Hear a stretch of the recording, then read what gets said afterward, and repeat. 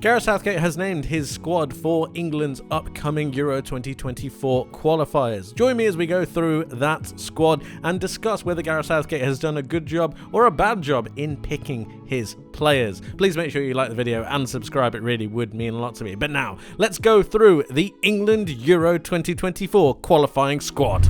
Here we have the England squad that Gareth Southgate has picked for the Euro 2024 qualifiers against Italy and against Ukraine. We're going to be going through it, and we'll start with the goalkeepers, shall we? Jordan Pickford, Nick Pope and Aaron Ramsdale. I think these are all absolutely fine picks. Aaron Ramsdale probably the pick of the bunch at the moment, and Jordan Pickford, while Everton are struggling at the moment in terms of getting near the relegation zone, I do think that Pickford has saved them more often than not, and Nick Pope has done a pretty good job for Newcastle. So all of these get a big tick from me. I think they're all absolutely fine. Let's go down to the defenders now, and when we see it, we have Ben Chilwell, we have Eric Dyer, who's a bit of a question mark for me. We'll get back to that in a second.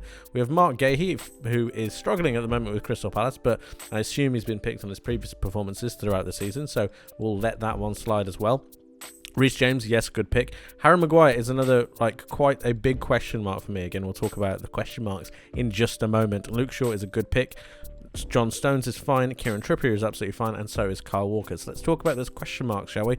We have Eric Dyer, who has...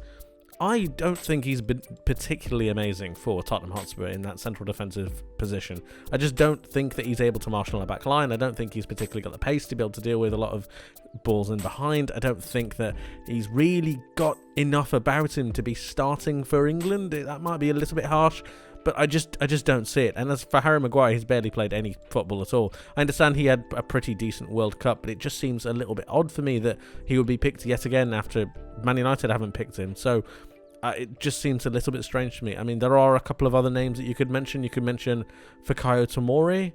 You could mention Ben White, who could really be making a claim for this team to really try and implement themselves.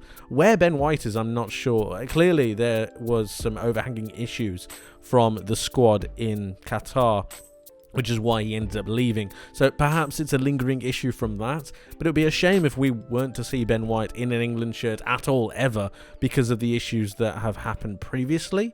It would be a bit of a shame, because I do think he's probably one of England's better defenders at the moment, and although he's playing at right back, that just shows his versatility. I think he's having a sensational season with Arsenal, and probably one of Arsenal's best players, and the fact that he's playing out of position really shows his quality and shows what he can do when he's given a little bit of faith. So I'm surprised that he hasn't been included in this setup or in this lineup. It just seems a little bit strange to me. The only thing I can imagine, and the only thing I'm resting my hat against, is the fact that there are still ongoing issues between either Ben White and the coaching staff or Ben White and Gareth Southgate. That's the only thing I can imagine. I can't imagine it's on form, surely. We're going to move on and let's have a look at the midfielders. We got Jude Bellingham, which fine, okay. Conor Gallagher, yes, okay. It's a little bit of an odd one for me, but we'll continue with it. Jordan Henderson, yes, fine. James Maddison, yes, good pick. He's doing very well for Leicester at the moment, 9 goals, I believe. He's got a good hold on that Leicester team, even though they are not performing. He is doing very well still. Mason Mount is an interesting one. I don't think his performance has been particularly up to scratch. That being said, we know that Gareth Southgate likes his hard-working midfielders who like to run about a lot, so that's fine. Calvin Phillips is a very, very odd one for me. We'll get to that in a moment. And Declan Rice, obviously. Declan Rice is always going to have a place in this England side, unless his form literally falls off a cliff. Right, Calvin Phillips. What are we... So, my issue with Calvin Phillips, I don't have anything against him as a player. I don't have anything against him as a person. I don't know him as a person. But as a player, he's played 56 minutes for Man City in the Premier League. 56. He hasn't even made 2/3 of a game. And that's through 5 appearances.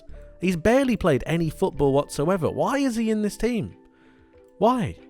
James Ward-Prowse has been doing great things for Southampton, and although he has been struggling with Southampton, yes, Southampton might look like they're getting relegated, he has been playing very well. His free kicks are absolutely out of this world, and just generally as a footballer, he's pretty good, so why wouldn't you trust him? Oliver Skipp. Why would you not trust Oliver Skipp in this side if Calvin Phillips has only played 50 minutes of football? Oliver Skipp is a good central defensive midfielder. He's got good energy, he's got good work rate, he's got high pressing, and he's got the ability to really try and recycle possession. Why not try him instead of Calvin Phillips, who literally has not played football? That one's a bit of an odd one to me. And then we'll move on and look at the forwards. Phil Foden, Jack Grealish, Harry Kane, Marcus Rashford, Bukayo Saka, and Ivan Toney. Ivan Toney, that's not a negative question mark, I'm just very curious. Ivan Toney has been included in this team. Now, Ivan Toney was previously included in one of the England squads, but he never played. He made 0 minutes. Didn't come on at all. And everyone was questioning as to why this happened. And due to Ivan Toney's recent scandal, and the fact that he's being investigated, we assumed that they were linked, that Gareth Southgate didn't know about it, and that he picked him anyway, and he didn't feel like he could pick him after the scandal had come out. Clearly that's not the case, because the scandal is still ongoing, and the investigation is still ongoing, and Ivan Toney is still in the crosshairs of numerous amounts of problems coming his way. So it begs a bit of a question as to why he's picked. He's got to be picked on form, which means that he didn't play in the previous squad because of form, and Gareth Southgate just felt like bringing a player on with no minutes at all, that will do wonders for his confidence, right? It seems like a bit of an odd one. I'm very happy for Ivan Toney, and I think he's a great player, and I think he definitely should be in the side. I'm just questioning Gareth Southgate's methods and choices in his previous squad before the World Cup, when he picked Ivan Toney but didn't give him a single minute. So yeah, a bit of an odd one there, Gareth. Bit of an odd one. Overall, I actually quite like the squad. I think it's pretty decent. There are some question marks in there for me. I don't understand why Calvin Phillips has made it after 56 minutes of Premier League football. I don't really understand why Harry Maguire's in it when he doesn't play for Manchester United at the moment.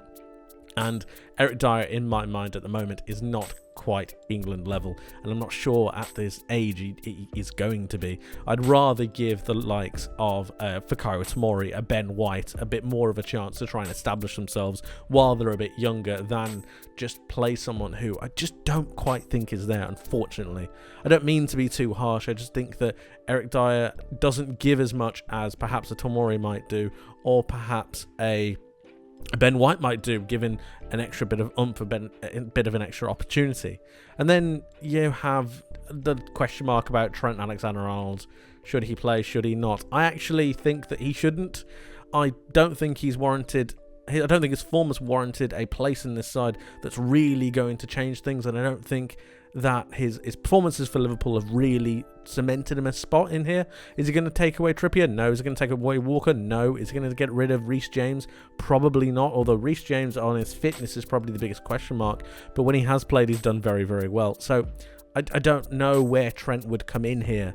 So it's a tough one. It's a difficult one. I understand Liverpool fans are a bit unhappy about it, but I don't see where he would really put his place or put his marker down.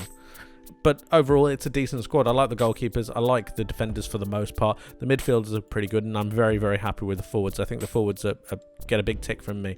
The likes of an Ollie Watkins or even perhaps a Callum Wilson, I don't think they're hitting the numbers or the heights that these players are, to be quite frank. But you're not going to take away Bukayo Saka. Marcus Rashford's in the form of his life. Harry Kane is always going to be there. Jack Grealish is really starting to pick up form for Man City and starting to provide some assists. His football is of high quality at the moment. Phil Foden, the same. And Ivan Toney is doing absolutely amazing for Brentford. So I don't see where you would put anyone else in this team. Overall, I think it's a decent England squad, and we're going to have to wait and see how they do. Not a bad job, Gareth. Some question marks, but not a bad job. That's it for today, guys. Thank you ever so much for watching. I hope you enjoyed. If you did, please leave the video with a like and subscribe if you haven't for more content like this coming very soon. Make sure you hit that notification bell as well. You don't want to miss what's coming up in the near future. And let me know your thoughts in the comment section below on the England squad and who you would have picked for the qualifiers that are coming soon. But like I said, that's it from me for today. Thank you ever so much for watching. I hope you have a wonderful rest of your day. I hope you have a wonderful rest of your week. And I hope to see you in the next one. But until then, my friends, take care of yourselves and bye-bye.